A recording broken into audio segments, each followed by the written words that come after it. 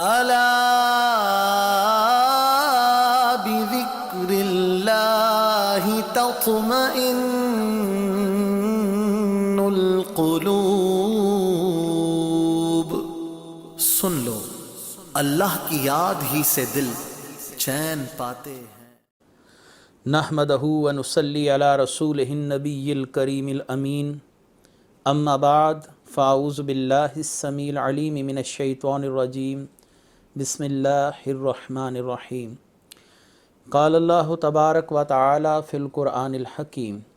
ان اللہ وملائکتہ یصلون علی النبی یا ایہا الذین آمنوا صلوا علیہ وسلموا تسلیما۔ اللہم صلی علی سیدنا و مولانا محمد النبی الامی وعلی آلہ واصحابہ وبارک وسلم۔ الصلاۃ والسلام علیک یا رسول اللہ وعلی آلک واصحابک یا نبی اللہ۔ اللہ تبارک و تعالی کی حمد و ثنا، نبی مکرم وجہ تخلیق کائنات جان رحمت حضرت محمد مصطفیٰ صلی اللہ علیہ وآلہ وسلم اور آپ کے جمیع آل و اصحاب کی بارگاہ ناز میں درود و سلام کے نذرانوں کے بعد، سامعین عزیز وقار، میرے دینی اور یقینی دوستوں، بزرگوں اور بھائیوں، آج اللہ تعالیٰ کے فضل و کرم سے ایک بار پھر آپ کے سامنے تفسیر اعجاز القرآن کے ساتھ حاضر ہیں، اور آج الحمدللہ یہ پہلے سپارے کا آخری رکوع ہوگا۔ اس کے بعد ہمارا پہلا سپارہ اختتام پذیر ہو جائے گا، اور اگلا درس دوسرے سپارے کے پہلے رکوع پر مشتمل ہوگا، اور دوسرا سپارہ ہم انشاءاللہ العزیز اگلے درس سے اس کی ابتدا کریں گے۔ اللہ تبارک و تعالی نے قرآن کریم فرقان حمید سورہ البقرہ، اس کا 16واں رکوع یعنی پہلے سپارے کا آخری رکوع، اس کی تفسیر شروع ہو رہی ہے۔ اللہ تبارک و تعالی ارشاد فرماتے ہیں، وَمَن يَرْغَبُ عَنْ مِلَّةِ إِبْرَاهِيمَ إِلَّا مَنْ سَفِهَ نَفْسَهُ وَلَقَدِ اصْطَفَيْنَاهُ فِي الدُّنْيَا وَإِنَّهُ فِي الْآخِرَةِ لَمِنَ الصَّالِحِينَ۔ اور ملت ابراہیم سے اس شخص کے سوا کون انحراف کرے گا یا کون منحرف ہوگا جو بیوقوف ہو؟ بے شک ہم نے ان کو دنیا میں منتخب کر لیا، اور بے شک وہ آخرت میں صالحین سے ہیں۔ اللہ تبارک و تعالی نے قرآن کریم فرقان حمید میں شریعت ابراہیمی سے انحراف کرنے والے کو بیوقوف یعنی عقل سے عاری قرار دیا، اور اس سے مراد کون سے لوگ ہیں، اور اللہ تبارک و تعالی نے ان لوگوں کی عقل کا بیان یہاں پر کیوں کیا؟ اس کا پہلا مصداق یہود و نصارہ ہیں، جو ہر لمحے ہر ساعت نبی کریم صلی اللہ علیہ وآلہ وسلم کے سامنے،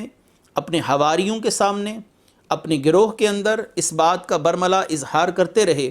کہ حضرت ابراہیم علیہ السلام کی شریعت، اسی شریعت پر ہم عمل پیرا ہیں۔ یہود و نصارہ دونوں کا یہ دعویٰ تھا، لیکن اس دعوے کا حقیقت سے دور تک کوئی تعلق نہ تھا۔ میں اس کی مثال آپ کے سامنے پیش کرتا چلوں۔ یہودی اور عیسائیوں کی شریعت اور ان کا نام اور ان کے احکامات، اس کی ابتدا سیدنا عیسیٰ علیہ السلام کے بعد ہوئی، جو یقیناً حضرت سیدنا ابراہیم علیہ السلام کے بعد تشریف لائے، اور اسی طرح یہی معاملہ سیدنا موسیٰ علیہ السلام کی قوم یعنی یہودیوں کا تھا کہ وہ اپنے آپ کو حضرت موسیٰ علیہ السلام سے منسوب کرتے تھے، ان کے احکامات کی پیروی کر رہے تھے۔ اس کے باوجود وہ اپنے آپ کو حضرت ابراہیم علیہ السلام کے مذہب پر اور حضرت ابراہیم علیہ السلام کو یہودی قرار دیتے تھے۔ تو حضرت ابراہیم علیہ السلام یہودی اور عیسائی کیسے ہو سکتے ہیں؟ ان دونوں لفظوں کا معاجرہ، ان دونوں لفظوں کا اجرا سیدنا ابراہیم علیہ السلام کی اس دنیا سے تشریف لے جانے کے بعد ہوا۔ یہ دونوں لفظ حضرت ابراہیم علیہ السلام کی دنیا سے جانے کے بعد ایجاد ہوئے۔ حضرت ابراہیم علیہ السلام کی شریعت میں سب سے پہلے عملی طور پر دیکھا جاتا ہے کہ آپ نے وہ نبی تھے جنہوں نے عملی طور پر شرک کے خلاف علم بلند کیا، اور اس کے لیے آپ کو کافی تکالیف کا سامنا کرنا پڑا۔ اس کے برعکس عیسائی حضرت عیسیٰ علیہ السلام کے لیے اللہ تبارک و تعالیٰ کا بیٹا ہونے کا عقیدہ اپنائے ہوئے تھے،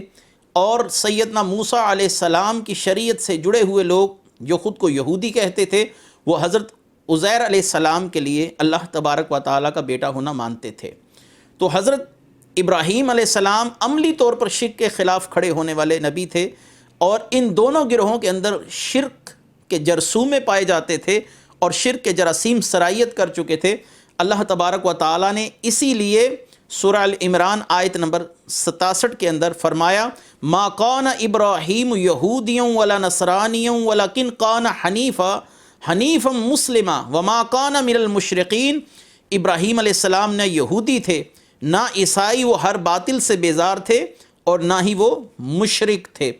آگے اللہ تبارک و تعالیٰ نے ارشاد فرمایا وَلَقَدِ اسْتَفَيْنَاهُ فِي الدُّنْيَا، ہم نے ابراہیم کو دنیا میں چن لیا، یعنی ان کو برگزیدگی عطا فرمائی، ان کو بزرگی عطا فرمائی، جس کا بیان اللہ تبارک و تعالیٰ نے سورہ البقرہ آیت نمبر 124 میں فرمایا انی جاعلک للناس اماما، کہ اے ابراہیم ہم نے آپ کو لوگوں کی امامت کے لیے منتخب فرما لیا ہے۔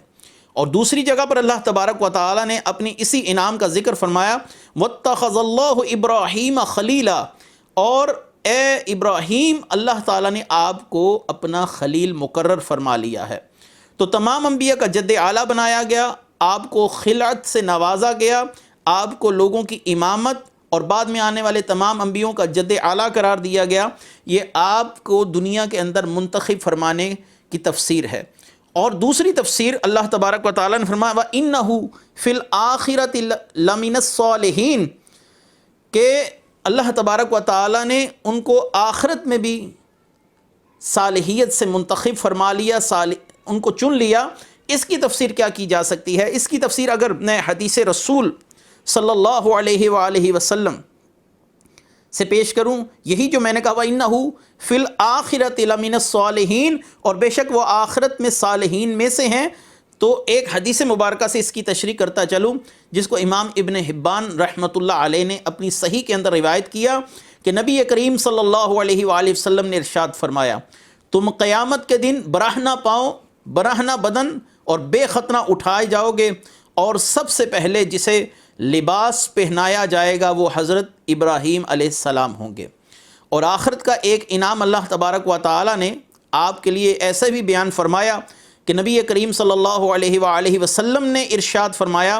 مومنوں کی وہ اولاد جو بچپن میں فوت ہو جائے تو اللہ تبارک و تعالیٰ ان کی کفالت جنت میں حضرت ابراہیم علیہ السلام اور سیدہ سارہ کے ذمے لگا دیتے ہیں تا وقت حشر انہیں اپنے باپ سے جب تک ملا نہ دیا جائے۔ تو یہ مومنین کے بچوں کی کفالت کرنا، اور رسول اللہ صلی اللہ علیہ وسلم نے فرمایا کہ سب سے پہلے جن کو لباس پہنایا جائے گا روز محشر وہ سیدنا ابراہیم علیہ السلام ہوں گے۔ یہ تفسیر وَإِنَّهُ فِي الْآخِرَةِ لَمِنَ الصَّالِحِينَ، بے شک وہ آخرت میں بھی صالحین میں سے شمار ہوں گے، آخرت میں بھی اللہ تعالیٰ ان کو مقام و مرتبے سے نوازے گا۔ اِذْ قَالَ لَهُ رَبُّهُ أَسْلِمْ قَالَ أَسْلَمْتُ لِرَبِّ الْعَالَمِينَ، کہ جب اللہ تبارک و تعالیٰ نے حضرت ابراہیم علیہ السلام سے کہا میری اطاعت پر برقرار رہیے، تو انہوں نے کہا میں تمام جہانوں کے رب کی اطاعت پر قائم ہوں۔ یہاں پر ایک سوال ذہنوں میں جنم لے گا کہ جب اللہ تبارک و تعالیٰ نے فرمایا اسلم اور انہوں نے آگے سے جواب دیا اسلمت لرب العالمین، انبیاء علیہم السلام تو پیدائشی طور پر مسلمان ہوتے ہیں، اللہ کے اطاعت گزار ہوتے ہیں اور اللہ تبارک و تعالیٰ کے احکامات کی بجاوری کرنے والے ہوتے ہیں۔ تو اس مقام پر اللہ تبارک و تعالیٰ کا فرمانا اسلم اور ان کا آگے سے جواب دینا اسلمت لرب العالمین، یہ کن معنوں میں استعمال ہوگا؟ تو اس کی تفصیل تو سورہ الانعام آیت نمبر 78 کے اندر جو ہے وہ تفصیلی طور پر انشاءاللہ العزیز زندگی رہی تو اس پر کلام آ رہا ہے، اس پر کلام کیا جائے گا۔ تو اس کا کلام، اس کی تفسیر فقط یوں ہی کی جا سکتی ہے کہ اللہ تبارک و تعالیٰ نے آپ کو اپنی اطاعت پر قائم رہنے کا حکم دیا اور آپ نے فرمایا یا باری تعالیٰ میں اسی پر ثابت قدم رہوں گا۔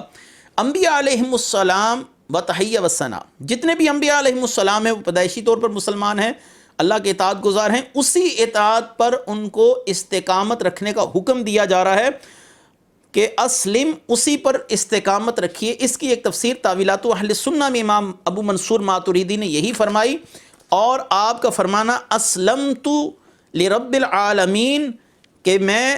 تمام جہانوں کے رب کی اطاعت پر قائم ہوں۔ اور یہاں پر تفسیر مظہری نے بھی ایک تفسیر بیان کی، وہ بھی سامعین کی نظر کرتا چلوں۔ حضرت ابن عباس رضی اللہ تعالیٰ عنہ ارشاد فرماتے ہیں کہ جب آپ کو نار نمرود میں ڈالا گیا، حضرت جبریل علیہ السلام آپ کی مدد کے لیے آپ پہنچے اور فرمایا کہ آپ کو کوئی حاجت ہو تو آپ فرما دیجئے، تو آپ نے فرمایا حسبی من سوالی علمہ بحالی، اللہ میرے حال سے واقف ہے، مجھے سوال کی ضرورت کیا ہے، مجھے آپ سے مدد لینے کی ضرورت نہیں، میں اللہ تبارک و تعالیٰ کی بارگاہ میں رجوع کرتا ہوں، میرے حال سے آگاہ ہے، واقف ہے۔ تو یہ ہے اسلمت لرب العالمین، کہ میں نے خود کو رب کائنات کے سپرد کر دیا اور اپنے اپنا سر تسلیم خم کر دیا۔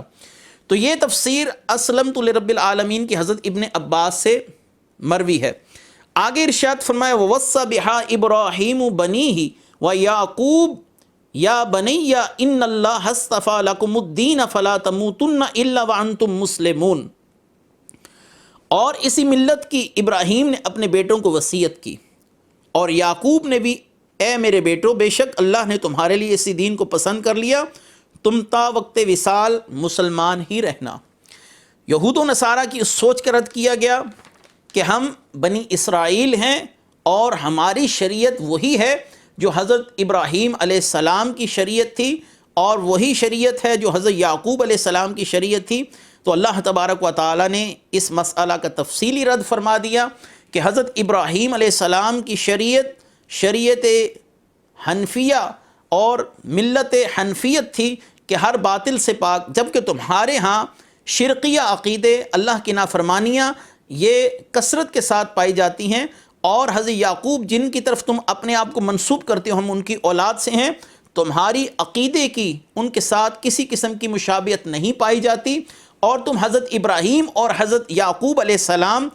دونوں کی تعلیمات کے خلاف جا رہے ہو۔ اللہ تعالیٰ کی بارگاہ میں دین ایک ہی ہے، ان الدین عند اللہ الاسلام، اللہ کے ہاں پسندیدہ دین اسلام ہی ہے۔ اگرچہ مختلف ادوار، مختلف زمانوں کے اندر انبیاء کی شریعتوں کے احکامات بدلتے رہے، لیکن اصولی بات، اصولی عقائد، بنیادی عقائد اللہ ایک ہے، اور قیامت کے دن مر کر اٹھنا اور سزا اور جزا کا فلسفہ، یہ سب تمام انبیاء کی شریعتوں میں قدر مشترک بات رہی۔ ہاں کچھ چیزوں کے حلال حرام ہونا، دوسری شریعت سے ان احکام کا منسوخ ہو جانا، یہ شریعت اسلامی کے اندر بھی شامل ہے۔ یہ بات، یہ جو کہا گیا کہ ان الدین عند اللہ الاسلام، تو اس سے مراد یہ ہے کہ اسلام کے عقائد شروع سے حضرت آدم علیہ السلام سے لے کر نبی کریم صلی اللہ علیہ وآلہ وسلم کی بعثت تک وہی رہے جو پہلے تبلیغ کی گئی۔ اللہ کی وحدانیت ہے، انبیاء علیہ السلام کی نبوت اور ان کی لائی ہوئی تعلیمات پر آمنا و صدقنا سمینا و اطعنا کہنا کہ ہم نے سنا اور اطاعت کی، تمام شریعت کے اندر یہ بات مشترک رہی، عقائد مشترک رہے۔ ہاں وقت کے ساتھ ساتھ کچھ احکامات میں تغیر و تبدل ضرور ہوا، ناسخ المنسوخ کی صورتحال ضرور پیش آئی۔ تو اللہ تبارک و تعالیٰ نے فرمایا کہ حضرت ابراہیم نے بھی اپنے بیٹوں کو اور حضرت یعقوب نے بھی اپنے بیٹوں کو یہ وصیت کی کہ تمہیں اللہ تبارک و تعالیٰ نے تمہارے لیے اس دین کو پسند کر دیا۔ وہ دین کیا ہے؟ دین اسلام ہے، اور تم اس حال میں دنیا سے جانا فلا تموتن الا وانتم مسلمون، کہ تم مسلمان ہی مرو۔ یہاں پر ایک اور اصولی بات میں آپ کی خدمت میں عرض کر دوں کہ فلا تموتن الا وانتم مسلمون، اس حال میں مرنا کہ تم مسلمان ہو۔ تو ظاہری سی بات ہے کہ کسی شخص کے ہاتھ میں تو تقدیر کے معاملات نہیں، نہ ہی وہ اس بات پر قادر ہے کہ اپنا انجام خیر کر سکے، نہ ہی وہ اس بات سے بھاگ سکتا ہے کہ اگر اللہ نے اس کا انجام بد لکھ دیا تو وہ اس سے فرار اختیار کر سکے۔ تو فلا تموتن الا وانتم مسلمون کی تفسیر کیا ہوئی؟ اس کی تفسیر یہی ہوگی کہ جو تمہیں احکامات دے دیے گئے، مرتے دم تک ان پر استقامت رکھنا، انہی پر قائم و دائم رہنا۔ جو تمہیں احکامات ہمارے ذریعے اللہ تعالیٰ نے پہنچا دیے، انہی احکامات کو دانتوں سے مضبوطی سے تھام لینا، پکڑ لینا، اتنی مضبوطی کے ساتھ کہ جب تم دنیا سے جانے لگو تو انہی ہی احکامات پر عمل پیرا کرنے والے ہو، اللہ تبارک و تعالیٰ کی اسی شریعت پر عمل کرنے والے ہو۔ تاکہ اللہ تبارک و تعالیٰ تمہارا معاملہ خیر والا فرما دے۔ یہاں پر ایک اور بات کہ اس حال میں مرنا کہ تم مسلمان ہو، تو رسول اللہ صلی اللہ علیہ وآلہ وسلم کی 2 احادیث بھی اس ضمن میں عرض کرتا چلوں جو اس تفسیر کے ساتھ کافی وابستگی رکھتی ہیں، اور اس تفسیر کے ساتھ انہیں جوڑنا فائدے سے خالی نہ ہوگا۔ نبی کریم صلی اللہ علیہ وآلہ وسلم کی حدیث مبارکہ کا مفہوم ہے، ایک شخص ساری زندگی نیک اعمال کرتا ہے، پھر تقدیر اس پر غالب آ جاتی ہے اور وہ کوئی ایسا عمل کر گزرتا ہے کہ اللہ تعالیٰ اسے جہنم کی گہرائیوں میں پھینک دیتا ہے۔ اور دوسرا معاملہ، آپ صلی اللہ علیہ وآلہ وسلم نے ارشاد فرمایا کہ کوئی شخص ساری زندگی بدعمالیوں میں گزارتا ہے، پھر تقدیر کا معاملہ غالب آتا ہے اور وہ مرنے سے پہلے کوئی ایک ایسا نیک عمل کر گزرتا ہے جس کی وجہ سے اللہ تبارک و تعالیٰ اسے جنت بھیج دیتا ہے۔ ایک اور حدیث مبارکہ انما الاعمال بالخواتیم، اعمال کا دار و مدار خاتموں پر ہے۔ کسی شخص کی ساری زندگی چاہے جیسی ہی گزری ہو، لیکن اس کی آخری حالت کا اعتبار کیا جاتا ہے کہ وہ کس حال میں اس دنیا سے رخصت ہوا۔ بہت سے لوگ اللہ تعالیٰ کی خفیہ تدبیر کا شکار ہوئے، تو یہاں پر کیا فلا تموتن الا وانتم مسلمون، اس حال میں دنیا سے جانا کہ تم اللہ کے اطاعت گزار ہو، کیونکہ آخری حالت کا اعتبار کیا جاتا ہے۔ بہت سے لوگ اہل علم ہوتے ہیں، بہت سے لوگ جن کا شمار صالحین میں کیا جاتا ہے، لیکن اللہ تبارک و تعالیٰ کی کسی خفیہ تدبیر کا شکار ہو جاتے ہیں اور ان کی آخرت بگڑ جاتی ہے۔ جیسا کہ ابلیس کا معاملہ سامنے ہے، ہزاروں لاکھوں سال کی عبادت، لیکن ایک وقت آیا اللہ کی خفیہ تدبیر کا شکار ہوا، اب اس کی آخرت بگڑ گئی۔ اور ایک صحیح بخاری کی حدیث مبارکہ اس مضمون سے مزید جوڑتا چلوں کہ ایک طوائف جو اللہ تبارک و تعالیٰ کی نافرمانیوں کی مرتقب ہوتی رہی، بس اس نے ایک ایسا عمل کیا کہ اس سے اللہ راضی ہو گئے اور اللہ تعالیٰ نے اس طوائف پر جنت کو لازم کر دیا، مرنے کے بعد اس کو جنت میں بھیج دیا گیا۔ تو اعتبار مرتے وقت جس حال میں اس دنیا سے بندہ جاتا ہے اس حالت کا کیا جاتا ہے۔ بہت سے صحابہ کرام رضوان اللہ تعالیٰ علیہم اجمعین نے ساری زندگی اسلام کے خلاف بہت سے معاملات کے اندر حصہ لیا، لیکن ایک وقت آیا اللہ تبارک و تعالیٰ نے ان کو اسلام کی دولت سے بہرہ مند فرما دیا۔ اب ہمارے لیے ان کے لیے کوئی ہلکا کلمہ کہنا یہ زیب نہیں دیتا، کیونکہ وہ اس حال میں دنیا سے گئے کہ وہ رسول اللہ صلی اللہ علیہ وسلم کے صحابی تھے۔ ہم ان کے لیے اپنی زبانوں کو لگام دے کر رکھیں گے، ہم ان کے لیے کوئی بات ایسی نہیں کریں گے جو ان کی عزت اور شان کے منافی ہو۔ آگے اللہ تبارک و تعالیٰ نے ارشاد فرمایا ام کنتم شہداء اذ حضر یعقوب الموت اذ قال لبنیہ ما تعبدون من بعدی قالوا نعبد الہک و الہ آبائک ابراہیم و اسماعیل و اسحاق الہا واحدا ونحن لہ مسلمون۔ کیا تم اس وقت حاضر تھے جب یعقوب کو موت آئی، جب یعقوب نے اپنے بیٹوں سے کہا تم میرے بعد کس کی عبادت کرو گے؟ انہوں نے کہا ہم آپ کے بعد آپ کے معبود کی عبادت کریں گے اور آپ کے باپ دادا ابراہیم، اسماعیل اور اسحاق کے معبود کی ایک معبود کی عبادت کریں گے، ہم سب اسی کے لیے فرما بردار ہیں۔ حضرت یعقوب علیہ السلام نے بوقت وصال اپنی اولاد کو اپنے پاس بلایا اور ان کو نصیحت کی کہ تم کس رب کی عبادت کرو گے میرے بعد؟ تو انہوں نے کہا کہ ہم اسی رب کی عبادت کریں گے جو آپ کے آباء و اجداد کا رب ہے۔ یہاں سے ایک بات تو ضمنی طور پر ثابت ہوئی کہ گھر والوں کو تبلیغ کرنا یہ بھی انبیاء علیہم السلام کے فرائض میں شامل ہے اور ان کی سنت ہے۔ جب دعوت و تبلیغ کا معاملہ کیا جائے تو گھر والوں کو بھی تبلیغ کی جائے، جیسا کہ حضرت یعقوب علیہ السلام نے اپنی اولاد کے عقیدے کی اصلاح فرمائی۔ رسول اللہ صلی اللہ علیہ وآلہ وسلم سے پہلی وحی کے موقع پر فرمایا گیا وَأَنذِرْ عَشِيرَتَكَ الْأَقْرَبِينَ، اے محبوب صلی اللہ علیہ وآلہ وسلم آپ اپنے قریبی رشتہ داروں کو ڈرائیں۔ انبیاء علیہم السلام اپنے گھر والوں کی اصلاح کیوں فرما رہے ہیں؟ یہ تو ارشاد خداوندی ہے، قُوُّ أَنفُسَكُمْ وَأَهْلِيكُمْ نَارًا، خود کو اور اپنے گھر والوں کو جہنم کی آگ سے بچاؤ۔ اور یہاں پر آپ کی اولاد نے کہا کہ ہم آپ کے الہ یعنی آپ کے خدا اور آپ کے آباء و اجداد، آبائک ابراہیم و اسماعیل و اسحاق۔ اب حضرت یعقوب علیہ السلام کا تعلق تو حضرت اسحاق علیہ السلام سے ہے، حضرت اسحاق علیہ السلام کے بیٹے ہیں اور حضرت اسحاق علیہ السلام کی نسل سے ہیں، اور حضرت ابراہیم علیہ السلام اس رشتے سے آپ کے دادا بنے۔ لیکن حضرت اسماعیل علیہ السلام پر بھی لفظ اب کا اطلاق کیا گیا کہ ہم آپ کے آبا ابراہیم، اسماعیل علیہ السلام تو چچا ہے۔ اور قرآن کی اس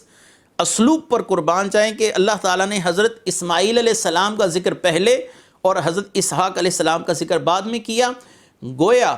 یہ اس بات کی طرف بھی اشارہ ہے کہ اللہ تبارک و تعالیٰ نے حضرت ابراہیم علیہ السلام کو پہلے حضرت اسماعیل علیہ السلام سے اور پھر اس کے بعد حضرت اسحاق علیہ السلام سے نوازا۔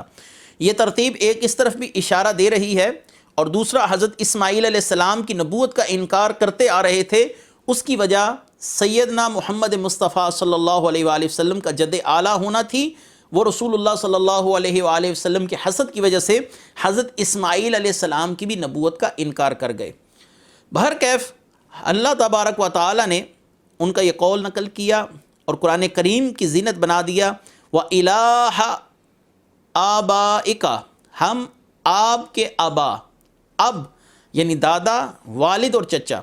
تینوں کے لیے یہاں پر لفظ اب استعمال ہوا۔ اس سے وہ ایک علمی مسئلہ بھی سلجھ جاتا ہے کہ جب حضرت محمد مصطفیٰ صلی اللہ علیہ وآلہ وسلم آپ کے پاس ایک شخص آیا، یہ صحیح مسلم کی حدیث ہے، تو اس نے آپ صلی اللہ علیہ وآلہ وسلم سے سوال کیا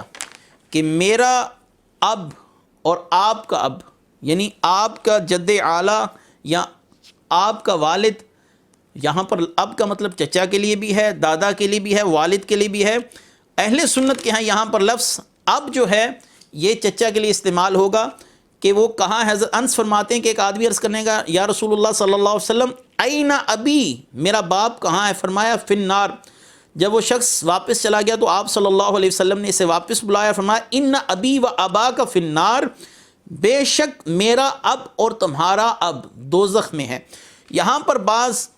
فہم اور فراست سے عاری لوگ اور جن کی عقل آپ یہ کہیں کہ مفلوج ہو چکی ہے، مخبوط الحواس لوگ، وہ نبی کریم صلی اللہ علیہ وآلہ وسلم کے والد محترم کا نعوذ باللہ جہنمی ہونا ثابت کرتے ہیں اس حدیث سے، اور اس حدیث مبارکہ سے یہ نتیجہ نکالتے ہیں کہ نعوذ باللہ نبی کریم صلی اللہ علیہ وسلم کے والدین مشرک تھے۔ ہم اللہ تعالیٰ کی پناہ مانگتے ہیں ایسی بات کہنے سے۔ یہاں پر لفظ اب کا اطلاق نبی کریم صلی اللہ علیہ وآلہ وسلم کہ چچا ابو لہب پر کر دیا جائے، جس کے جہنمی ہونے کی گواہی تو خود قرآن کریم نے دی، تبت یدا ابی لہب وتب،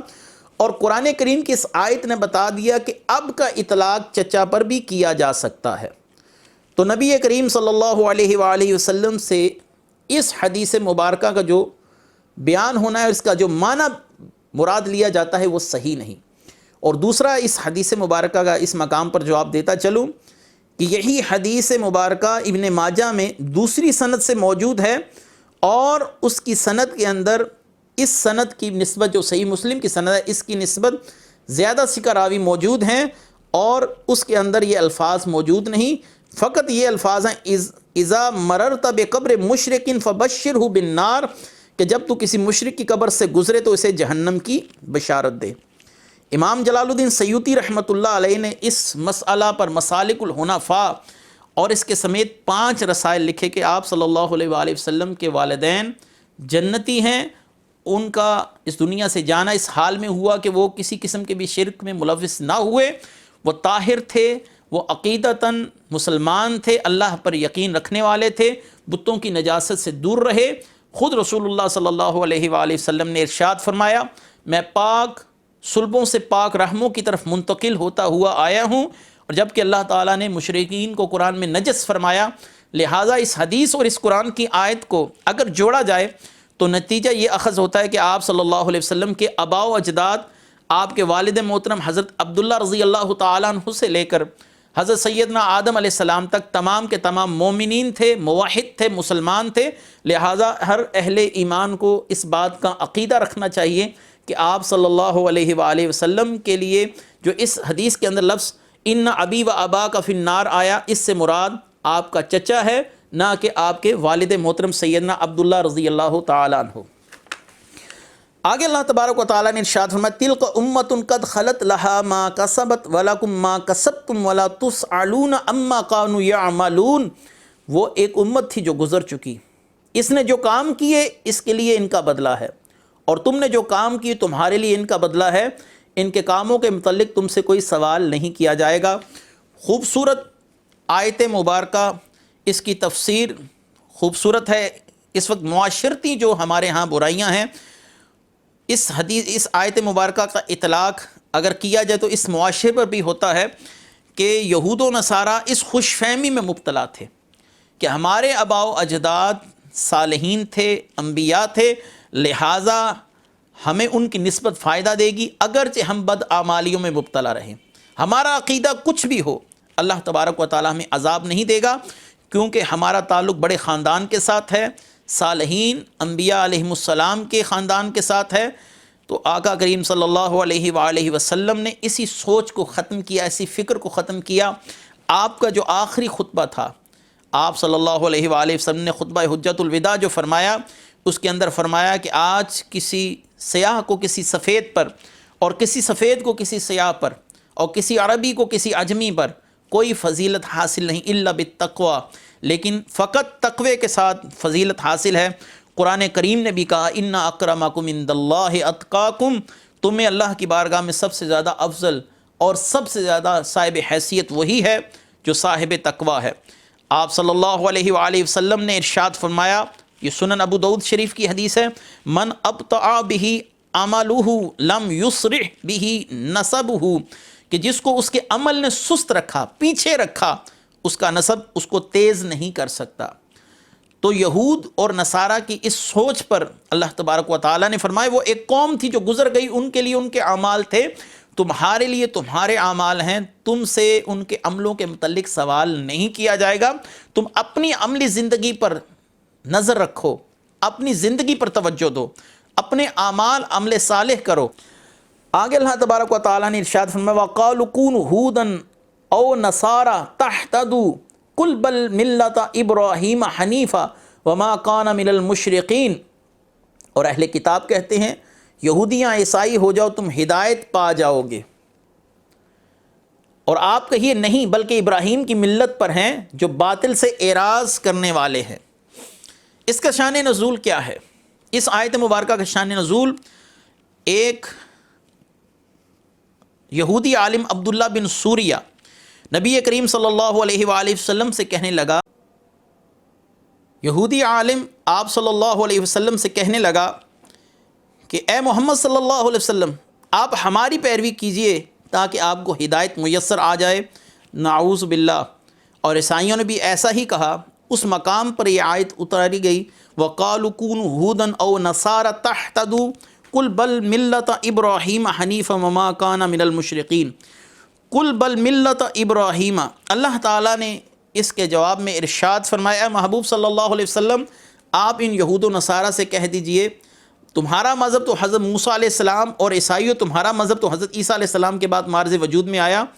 کیوں نہ ہم انبیاء علیہم السلام کے جد حضرت ابراہیم علیہ السلام کے مذہب کی پیروی کریں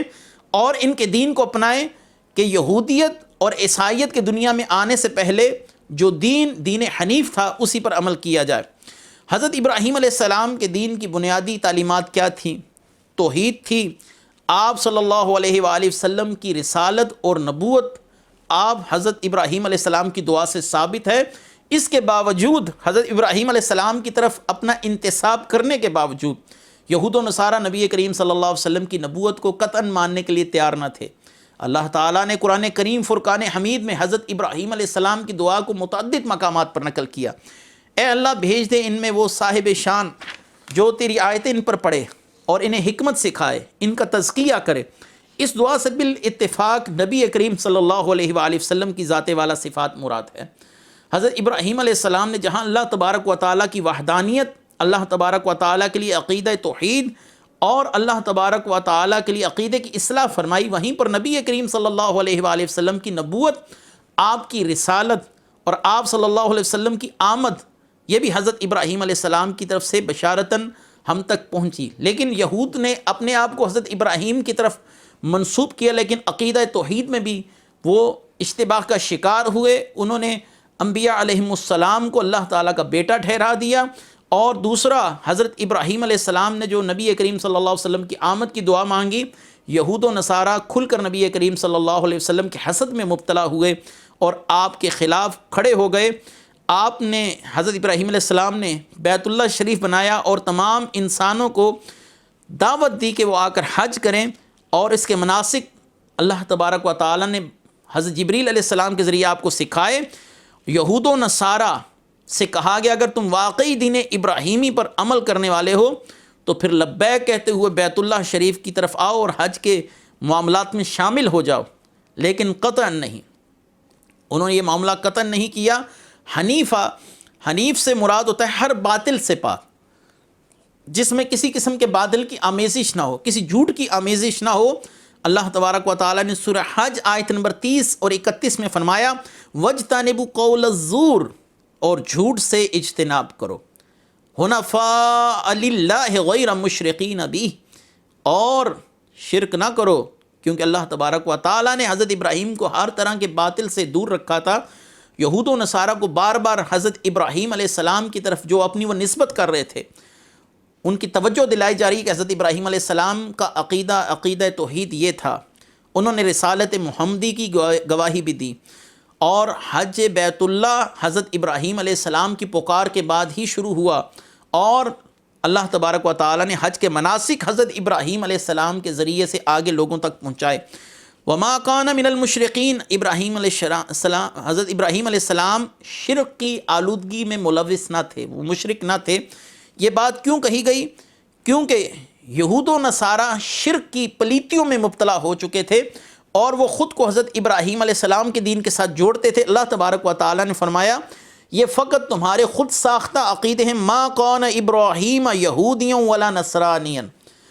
نہ ہی ابراہیم علیہ السلام یہودی تھے نہ نصرانی تھے، ولیکن کان حنیفا مسلما، وہ ہر باطل سے دور اور اللہ کے مطیع تھے، وما کان من المشرقین، اور وہ شرک کرنے والے نہ تھے۔ قولوا آمنا باللہ وما انزل الینا وما انزل الی ابراہیم و اسماعیل و اسحاق و یعقوب والاسباط وما اوتی موسیٰ و عیسیٰ وما اوتی النبیون من ربہم لا نفرق بین احد منہم ونحن لہ مسلمون۔ قولوا آمنا باللہ، کہو ہم اللہ پر ایمان لائے، وما انزل الینا، اور تم کہو ہم اللہ پر ایمان لائے اور اس پر جو ہماری طرف نازل کیا گیا، اور اس پر جو ابراہیم، اسماعیل، اسحاق، یعقوب اور ان کی اولاد پر نازل کیا گیا، اس پر جو موسیٰ اور عیسیٰ کو دیا گیا، اس پر جو دوسرے نبیوں کو ان کے رب کی طرف سے دیا گیا، ہم ایمان لائے، نبیوں میں سے ہم کسی میں بھی فرق نہیں کرتے، اور ہم اسی ایک رب کے فرما بردار ہیں۔ اللہ تبارک و تعالی نے فرمایا اے مسلمانوں، اہل کتاب کو ایمان و ہدایت کا پیمانہ بتا دو کہ ہم سب سے پہلے اللہ کی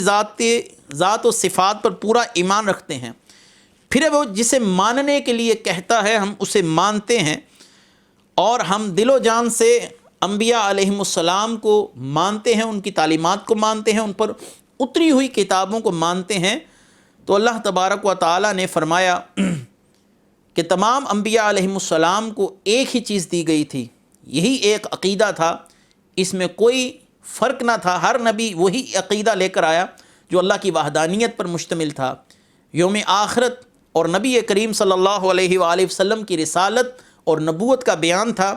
آگے اللہ تبارک و تعالیٰ نے ارشاد فرمایا لا نفرق بین احد منہ، کہ تم یہ کہو کہ ہم نبیوں میں سے کسی میں فرق نہیں کرتے۔ یہاں پر ایک مسئلہ تھوڑا سا قابل توجہ اور قابل غور ہے۔ انبیاء علیہم السلام کے درمیان تفاوت درجات کے اندر کسی کو کسی پر فضیلت حاصل ہے، جیسا کہ تیسرے سپارے کی پہلی آیت سے ثابت ہے۔ بعض انبیاء علیہم السلام بعض نبیوں سے درجے میں افضل ہیں، اور کچھ انبیاء علیہم السلام کو اللہ تبارک و تعالی نے ایسی عظمتوں سے نواز رکھا ہے کہ ان کا شمار اولو العزم رسولوں سے کیا جاتا ہے۔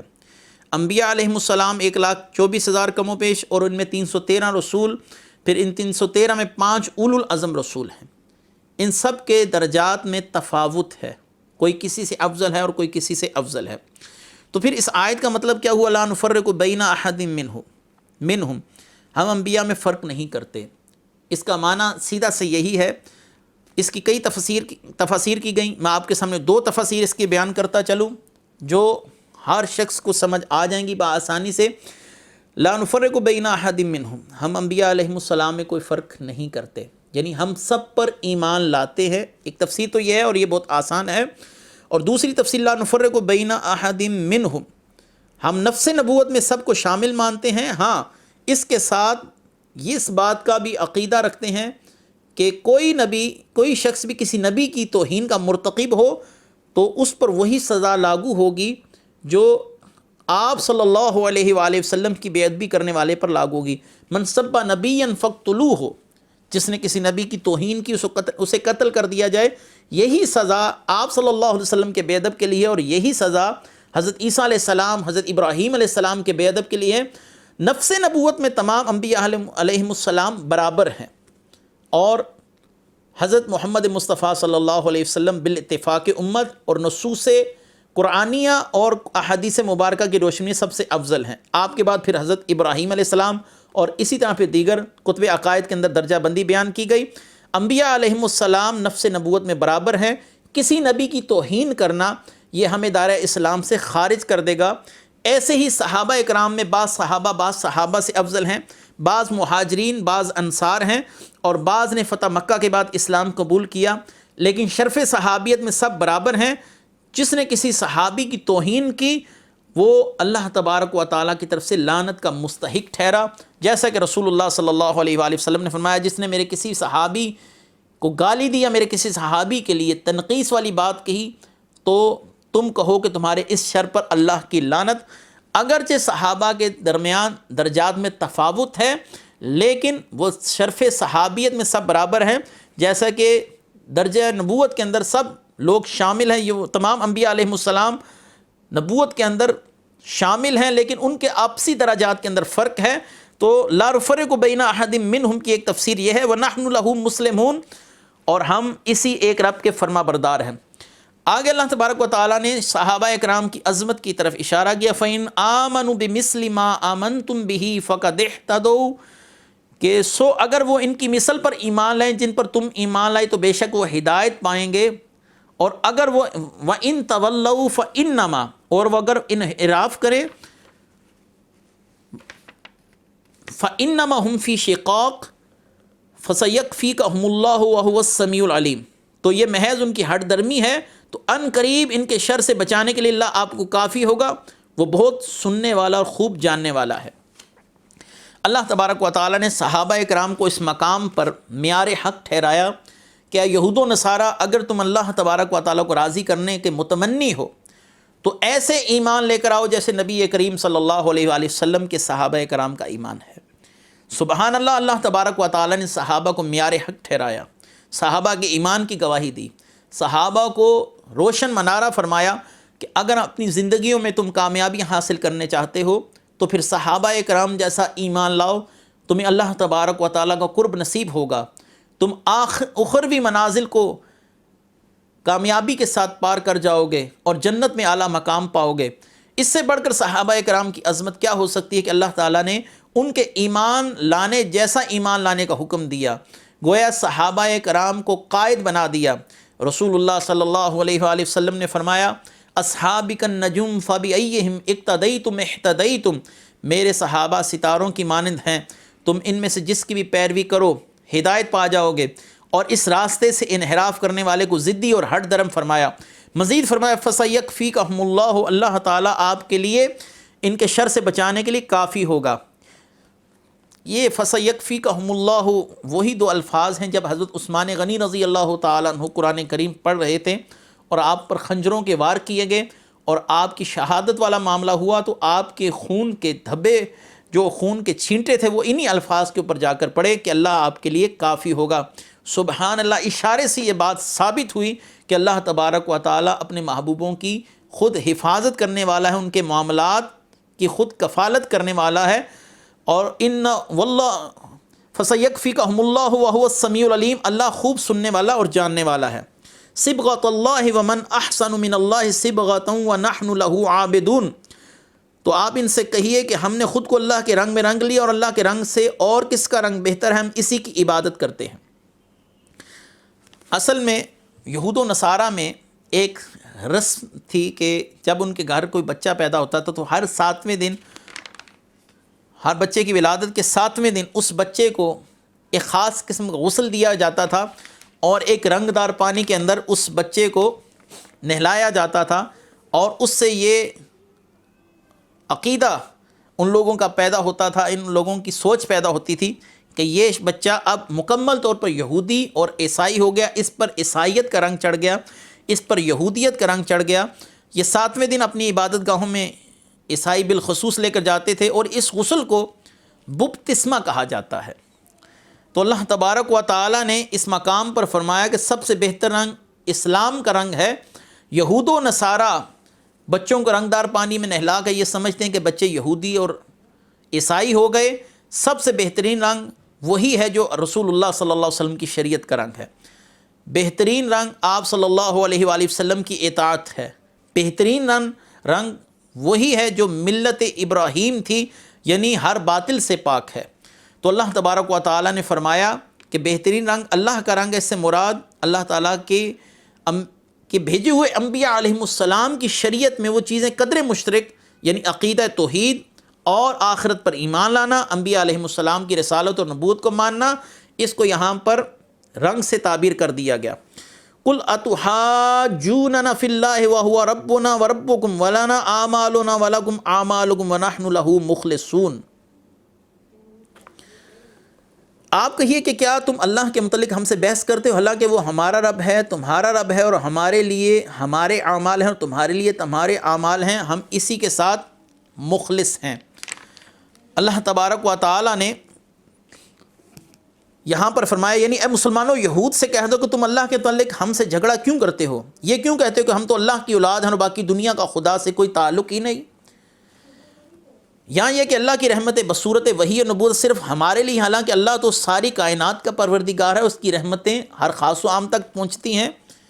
یہ کسی خاندان کسی قوم کے ساتھ خاص و مخصوص نہیں، وہ جسے چاہے اپنی رحمتوں سے نواز دے۔ ذالک فضل اللہ یؤتیہ من یشاء۔ اور آگے مزید ارشاد فرمائے، ام تقولون ان ابراہیم و اسماعیل و اسحاق و یعقوب والاسباط کانوا ھودا او نصارا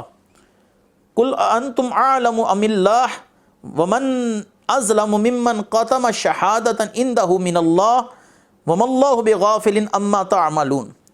کیا تم کہتے ہو کہ بے شک ابراہیم، اسماعیل، اسحاق، یعقوب اور ان کی اولاد یہودی یا عیسائی تھے؟ آپ کہیے کہ کیا تم زیادہ جاننے والے ہو یا اللہ؟ اور اس سے زیادہ کون ظالم ہوگا جس نے اس شہادت کو چھپایا جو اس کے پاس اللہ کی طرف سے ہے، اللہ تمہارے کاموں سے غافل نہیں۔ یہود و نصارہ بار بار اس بات پر زور دیتے رہے کہ انبیاء سابقین کا مذہب یہودیت اور نصرانیت ہی تھا۔ اللہ تبارک و تعالیٰ نے فرمایا کہ پھر تم اس بات کو زیادہ جاننے والے ہو، ان کا مذہب کیا تھا، یا اللہ تعالیٰ اس بات کو زیادہ جاننے والا ہے؟ ان کے علم کی دھجیاں اڑا دی گئیں۔ اس مقام پر اللہ تبارک و تعالیٰ نے انبیاء علیہم السلام کا دین حنیف کے ساتھ ہونا بیان کیا کہ تمام انبیاء علیہم السلام دین حنیف پر تھے، ہر شرک سے پاک تھے۔ تمہارا دین تو شرک کی آلائشوں سے ملوث ہو چکا ہے، لہٰذا خود کو ان کے ساتھ نسبت دینا بند کر دو، خود کو یہ کہنا بند کر دو کہ ہم اسی دین پر ہیں جس پر انبیاء سابقین تھے۔ ان کی غلط فہمی کو دور کیا جا رہا ہے، اور اس سے بڑھ کر ظالم کون جو شہادت چھپائے، یعنی حقیقت بات کو چھپائے۔ مزید فرمایا، تلک امۃ قد خلت لہا ما کسبت ولکم ما کسبتم ولا تسألون عما کانوا یعملون۔ وہ ایک امت تھی جو گزر گئی۔ اس کی تفسیر ابھی میں آپ کے سامنے آج ہی کے درس میں بیان کر چکا، وہی آیت مبارکہ دوبارہ تکرار کے ساتھ لائی جا رہی ہے۔ اس آیت مبارکہ کو امام احمد بن حنبل اکثر اوقات ان لوگوں کے سامنے پڑھا کرتے تھے جو لوگ مشاجرات صحابہ یا صحابہ کے آپسی معاملات کے اندر گفتگو کرنے کا شوق رکھتے تھے۔ بعض لوگوں کو شوق ہوتا ہے صحابہ کرام کی زندگیوں کے مختلف پہلوؤں پر گفتگو کرتے ہیں، جس سے ان کی تنقیص کا پہلو نکلتا ہے اور صحابہ کی توہین کے مرتکب ہوتے ہیں۔ تو امام احمد بن حنبل کا سلسلہ بھی کچھ ایسا ہی ہے کہ ان کے ساتھ ایک شخص کی گفتگو ہوئی اور وہ صحابہ کرام کی توہین کا مرتکب ہو رہا تھا۔ امام احمد بن حنبل نے فوراً یہ آیت مبارکہ پڑھی، تلک امت، صحابہ کرام یعنی ایک امت تھی جو گزر چکی، لہا ما کسبت ولکم ما کسبتم، ان کے لیے ان کے اعمال کا بدلہ ہے جو انہوں نے کیا، اور تمہارے لیے تمہارے اعمال کا بدلہ، ولا تسألون عما كانوا يعملون، تم سے ان کے اعمال کے متعلق سوال نہیں کیا جائے گا۔ بڑا خوبصورت استدلال امام احمد بن حنبل کا اس آیت مبارکہ سے ہے کہ ہم سے صحابہ کے متعلق سوال نہیں کیا جائے گا کہ مشاجرات صحابہ میں تم نے فیصلہ کیوں نہیں کیا، اور کسی صحابی کی تنقیص کرنا ہمیں زیب نہیں دیتا، کیونکہ ان کی نسبت رسول اللہ صلی اللہ علیہ وآلہ وسلم کے ساتھ جڑ گئی۔ میں نے آج ہی کے درس میں صحابہ کا معیار حق ہونا، اہل ایمان کے لیے ان کا روشن منارہ ہونا بیان کیا۔ امام احمد بن حنبل اس لیے صحابہ کرام کو ہم اگرچہ معصوم عن الخطا نہیں مانتے، لیکن صحابہ کرام کی زندگیوں کے ان پہلو پر گفتگو کرنے کو شرعاً حرام سمجھتے ہیں جس سے ان کی شان میں کمی اور ان کی شان میں تنقیص کا کوئی پہلو ابھر کر سامنے آئے۔ اللہ تبارک و تعالی ہمیں رسول اللہ صلی اللہ علیہ وسلم کے صحابہ کی عظمتوں پر اسی طرح ایمان و اعتقاد رکھنے کی توفیق مرحمت فرمائے، جیسا کہ ہمارے اکابرین اہل سنت کا اس مسئلہ پر معمول رہا۔ وآخر دعوانا ان الحمد للہ رب العالمین۔